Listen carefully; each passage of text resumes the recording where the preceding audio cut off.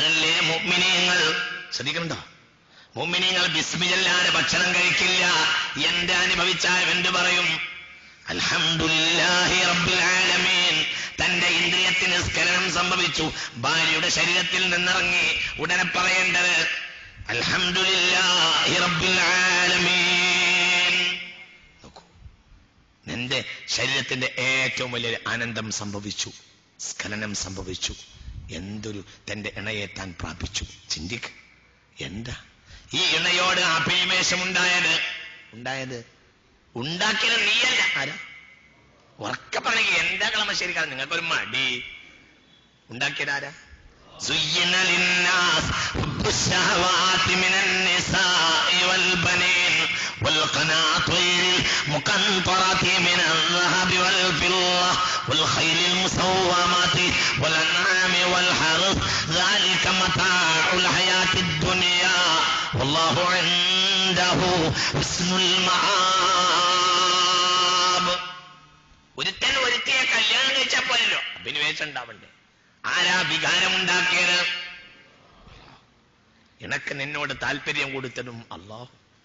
നീ 2 ലക്ഷം 4 ലക്ഷം ചെലവാക്കി കല്യാണമൊക്കെ കഴിച്ചു. 3-ാം ദിവസം അവൾക്ക് നിന്നെ ഇങ്ങോട്ട് പറഞ്ഞേക്ക്, അവൾക്ക് നിന്നെ വേണ്ട. നീ കുളിക്കാൻ പോയപ്പോൾ കുളിമുറിയുടെ സൈഡിൽ അയച്ചു വെച്ച നിന്റെ വിഗ് കണ്ടു. എന്റെ നല്ല മുടിയൊക്കെ കണ്ടിട്ട് അവൾ പിന്നാലെ കൂടിയത്. ഹായ് മോഡലുള്ള ഇങ്ങോട്ടൊക്കെ ചിരിച്ചു വെക്കുന്ന വിഗ് കണ്ടപ്പോ അവൾക്ക് മനസ്സിലായി അറപ്പ് തോന്നി. കുൻസൊഴി അവിടെ ഇവിടെയൊക്കെ ചില. നീ 4 കൊല്ലം 8 കൊല്ലം ഗൾഫിൽ നിന്നിട്ട് പൈസ ഉണ്ടാക്കിയിട്ട് ഇവിടെ കല്യാണം കഴിക്കാൻ വന്നപ്പോഴത്തിന് പൈസ ഉണ്ടായപ്പോഴത്തിന് എന്ത് പോയി? പൈസയുടെ പ്രളയത്തിൽ മുടി പോയി കിട്ടി. പിന്നെ അവൾക്ക് നിന്നോട് താല്പര്യം ഉണ്ടാവണം. അതാര് കൊടുക്കണം? അല്ലാഹു കൊടുക്കണം. എന്തിന്? ഒരു സെക്കൻഡ് നിനക്കവളെ പ്രാപിക്കണമെങ്കിൽ നിന്റെ ലൈംഗികാവയവത്തെ റബ്ബ് തന്നെ ഉദ്ധരിക്കണം. അതിന്റെ കഴിവ് റബ്ബ് നൽകണം. ഒരു മിനിറ്റ് ഞാൻ നിങ്ങളോട് ചിന്തിക്കാം, ആലോചിക്കുക. നിന്റെ ഇവിടെ കിടക്കുന്ന ബീജം അവളുടെ ഗർഭപാത്രത്തിൽ വരികയും നിനക്ക് സായുജ്യം ഉണ്ടാവുകയും അടുത്ത തലമുറയുണ്ടാവുകയും വേണം. അതിന് ജനനേന്ദ്രിയം ഉദ്ധരിക്കണം. അതൊക്കെ റബ്ബ് ചെയ്തു തന്നു. പക്ഷേ ഇതെല്ലാം നിനക്ക് സ്വയം ചെയ്തു തരാൻ കഴിയില്ല. നീ ഈ ആശുപത്രിയോടി മറ്റേ ആശുപത്രിയോടി ഓടി ഇവിടെ ഓടി അവസാനം 6-ാം മാസം നിന്റെ ഭാര്യ തെറ്റിപ്പോയി. ഒന്നും ഉണ്ടായില്ല. ചിന്തിക്കണം. ഇതൊരു കുഴപ്പവുമില്ല. നീ നിന്റെ ഭാര്യയെ പ്രാപിക്കുന്നു. ഈ കരുത്ത് നൽകിയത് അല്ലാഹുവാണ്. പക്ഷേ പ്രാപിക്കാൻ നേരത്തെ അതിന്റെ ടാക്സ് അടക്കണം. ഇല്ലെങ്കിൽ നീ കള്ളനാണ്.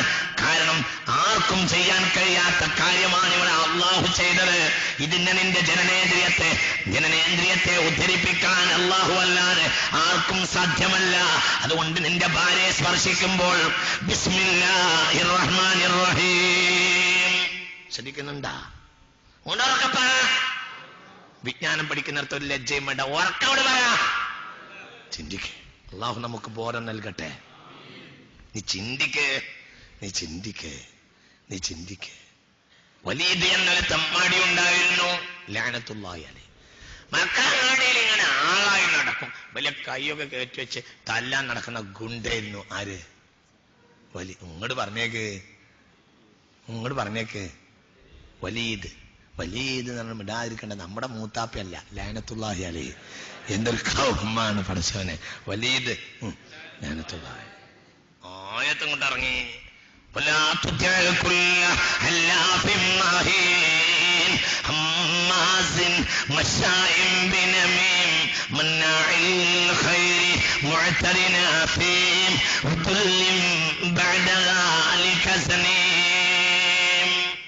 ഖുർആൻ അവനെ വല്ലാതെ ആക്ഷേപിച്ചു. അവസാനം ആക്ഷേപത്തിന്റെ ഒടുവിൽ പറഞ്ഞു അവൻ ജനീമാണ് എന്ന് പറഞ്ഞു. ജനീം എന്നാൽ ജാരസന്താനം. വലീദിന്റെ മൂക്ക് വിയർത്തു. ഞാൻ ജാരസന്താനം, ഞാൻ മുഗീറയുടെ മകനല്ലേ. ഇപ്പോൾ മുഹമ്മദിനെ വെട്ടുമെന്നായി. ഇപ്പോൾ ഞാൻ മുഹമ്മദിനെ വെട്ടും സ്വല്ലല്ലാഹു അലൈഹി വസല്ലം. അപ്പോൾ ആളുകൾ പറഞ്ഞു, ചിലപ്പോൾ മുഹമ്മദ് പറഞ്ഞ ശരിയാണെങ്കിലും നീ ഉമ്മാനോടൊന്ന് ചോദിക്ക് എന്ന് പറഞ്ഞു. പാളും പിടിച്ച് ഉമ്മാന്റെ അടുത്ത് പോയി. ഉമ്മ എന്നെ മുഹമ്മദ് സനീം എന്ന് പറയുന്നുണ്ട്. മുഹമ്മദിന്റെ വചനത്തിൽ എന്നെ സനീം എന്ന് പറഞ്ഞിരിക്കുന്നു. ഞാൻ ആക്ഷേപിച്ചിട്ടുണ്ട്. ഇപ്പോൾ നിങ്ങളൊരു വാക്ക് തന്നാൽ ഞാൻ അവന്റെ കഴുത്ത് വെട്ടും എന്ന് പറഞ്ഞു. അപ്പോൾ ഉമ്മ പറഞ്ഞു, കാന അബൂക്ക ഇന്നീന, നിന്റെ വാപ്പാക്ക് പെണ്ണുങ്ങളെ പ്രാപിക്കാനുള്ള കരുത്ത് ഉണ്ടായിരുന്നില്ല. വനം, അങ്ങനെ ഞാൻ ആട്ടിടയനോടുകൂടെ വ്യഭിചരിച്ചു. ഫവലത്തുക, അങ്ങനെ എന്നെ പ്രസവിച്ചത് എന്ന് പറഞ്ഞു. ചിന്തിക്കണം.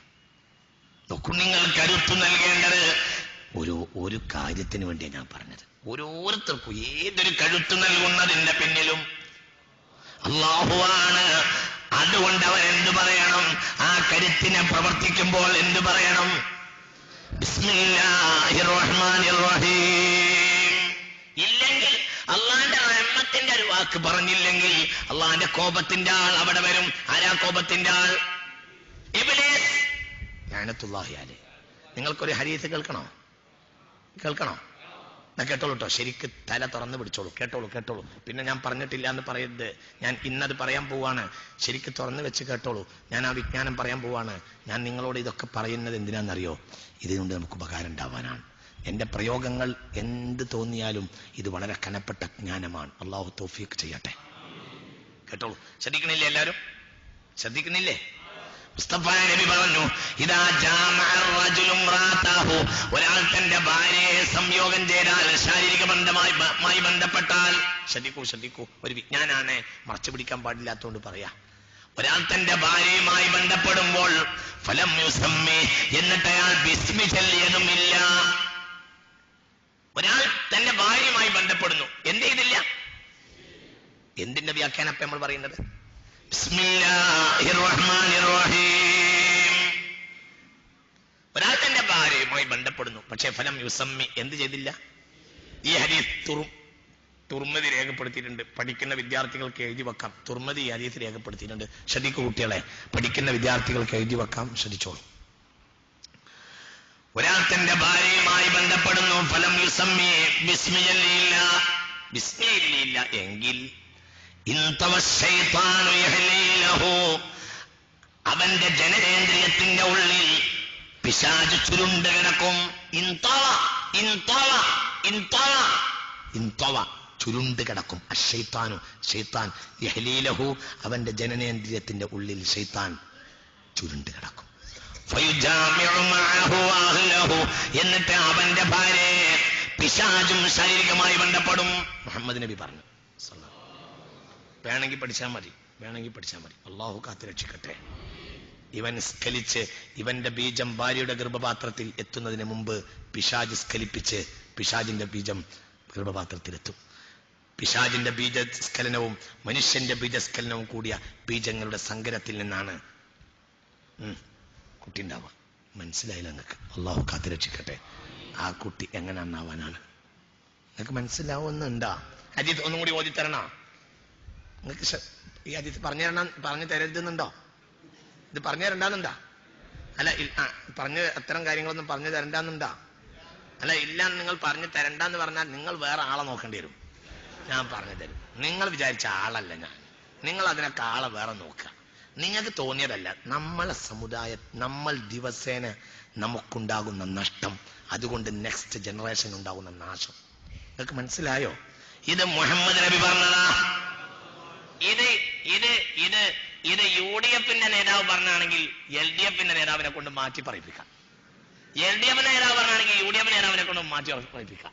ഇത് പറ്റൂല. ഇത്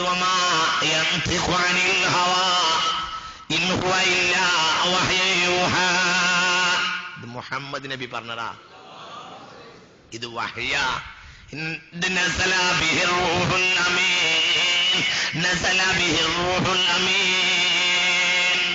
والنجم إذا هوى ما ضل صاحبكم وما غوى وما ينطق عن الهوى إن هو إلا وحي يوحى علمه شديد القوى ذو مرة فاستوى. ചിന്തിച്ചോ? ഹദീസ് ഒന്നുകൂടി പറയാം. പഠിക്കുന്ന വിദ്യാർത്ഥികൾക്ക് വേണ്ടി, ചെറുപ്പക്കാർക്ക് വേണ്ടി, എന്റെ ചെറുപ്പക്കാർക്ക് വേണ്ടി, വിവാഹം ചെയ്തവർക്ക് വേണ്ടി, ചെയ്യാനിരിക്കുന്നവർക്ക് വേണ്ടി, വിവാഹത്തിന് മുമ്പും പിമ്പും എന്നൊക്കെ പറയാറുണ്ടല്ലോ. വിവാഹം ചെയ്തവർക്ക് വേണ്ടി, ചെയ്യാനിരിക്കുന്നവർക്ക് വേണ്ടി, എല്ലാ മനുഷ്യർക്കും വേണ്ടി, അടുത്ത തലമുറ നന്നായി തീരാൻ വേണ്ടി ഈ വിജ്ഞാനം ഞാൻ നിങ്ങളെ മുന്നിൽ സമർപ്പിക്കുന്നു. ഇതാരോ പറഞ്ഞതല്ല. ആര് പറഞ്ഞതാണ്? മുഹമ്മദ് നബി. ഇത് മറച്ചു പിടിക്കേണ്ട ഒരാവശ്യവുമില്ല. മുഹമ്മദ് നബി പറഞ്ഞത് മറച്ചു പിടിച്ചാൽ അവൻ അക്രമിയാണ്. അള്ളാഹു തൗഫീഖ് ചെയ്യട്ടെ, അള്ളാഹു കാത്തിരക്ഷിക്കട്ടെ. എന്റെ ചെറുപ്പക്കാർ കേട്ടോ, ഈ വിജ്ഞാനത്തിന്റെ ആഴം എത്ര വലുതാണ്. ഹബീബായ നബി പറഞ്ഞു, ഒരാൾ തന്റെ ഭാര്യയെ ശാരീരികമായി ബന്ധപ്പെടുന്നു എന്നിരിക്കട്ടെ, ഫലം യുസമ്മി, അപ്പോൾ അവൻ ബിസ്മി ചൊല്ലിയില്ലെങ്കിൽ അവന്റെ ജനനേന്ദ്രിയത്തിന്റെ ഉള്ളിൽ പിശാച് ചുരുണ്ട് കിടക്കും. ചുരുണ്ട് കിടക്കും. ഇവൻ ശാരീരികമായി തന്റെ ഇണയെ ബന്ധപ്പെടും പോലെ അവനോടുകൂടെ ആരും ബന്ധപ്പെടും, ശൈത്താനും ബന്ധപ്പെടും. അല്ലാഹു കാക്കട്ടെ പടച്ചവനെ, റബ്ബേ റഹ്മാനെ. പിന്നെ എങ്ങനെ നമ്മളെ കുട്ടികൾ എന്നാവും? കുട്ടികളെ 10ാം ക്ലാസ് വരെ മദ്രസ പഠിപ്പിച്ചു, കുട്ടി എന്നാവണില്ല. അപ്പോൾ പിന്നെ നമ്മൾ വേറെ മൊല്ലാക്കാനെ കുറ്റം പറയും. ഇപ്പോഴത്തെ മൊല്ലാമാരൊന്നും പഠിപ്പിച്ചിട്ട് പറ കാര്യല്ല. എടാ നിനക്കാ പേച്ചത്, അത് നീ മനസ്സിലാക്കിയില്ല, മനസ്സിലായില്ല. മൊല്ലാന്റെ പുറത്തേക്ക് കയറാൻ എളുപ്പമുണ്ട്, മനസ്സിലായില്ല നിങ്ങൾക്ക്? മൊല്ലാന്റെ പുറത്തേക്ക് കയറല്ലേ, ആദ്യം പേച്ചത് നിനക്ക്. എങ്ങനെ നിന്റെ കുട്ടി ഒന്നാവും?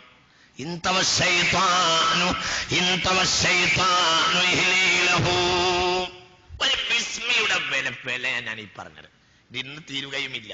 അടുത്ത ക്ലാസ്സിലും ഇത് തന്നെ പറയും. ഇതിന്റെ ബാക്കി നിങ്ങൾ ചിന്തിക്കണം, എന്താണ് ഇതിന്റെ അർത്ഥം? അവന്റെ ജനനേന്ദ്രിയത്തിന്റെ ഉള്ളിൽ പിശാച് ചുരുണ്ട് കിടക്കും. ഇത്തരം കാര്യങ്ങളിൽ പെണ്ണുങ്ങൾ ഓർമ്മപ്പെടുത്തുകയും വേണം. അതുകൊണ്ടാണ്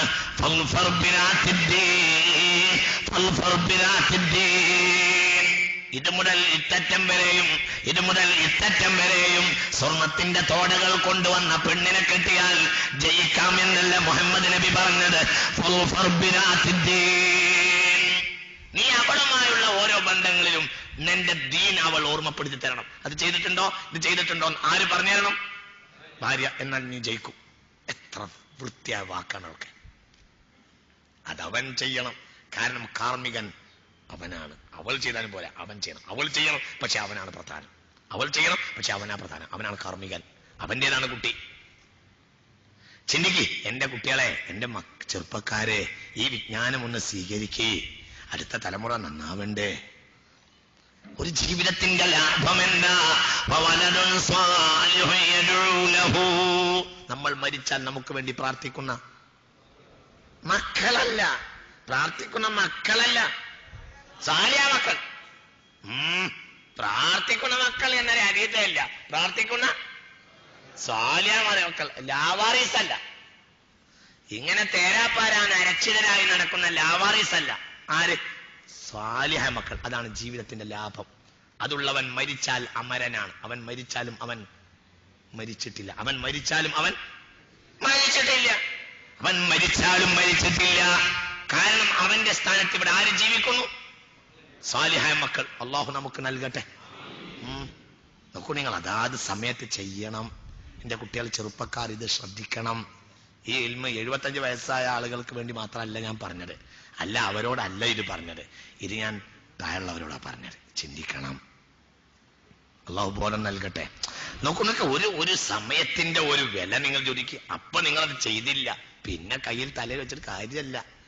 പിന്നെ യത്തീംഖാനയിലേക്ക് 100 ചാക്ക് അരി കൊടുത്തിട്ട് കുട്ടി എന്നാവട്ടെ എന്നിട്ട് യത്തീംഖാനയിലെ അരി നടന്നോ, നിനക്ക് സ്വതക്കന്റെ കൂലിയും കിട്ടി, കുട്ടി അങ്ങനെ തന്നെ. മനസ്സിലായില്ല? നിങ്ങൾ പറയുന്നത് മനസ്സിലാകുന്നുണ്ടാ? നിങ്ങൾ ചിന്തിക്ക്. നീ പുരുടാനിട്ടിട്ട് ഒരു വാഴ വെച്ചു, പുരുടാനിട്ടു. ചില ആളുകളൊക്കെ പറയാറുണ്ട്, ചില വീട്ടിൽ പിന്നെ എന്തെങ്കിലും കഴിക്കാൻ തരുമ്പോ നമ്മളെ വളപ്പിൽ ഉണ്ടാക്കിയതാണ്.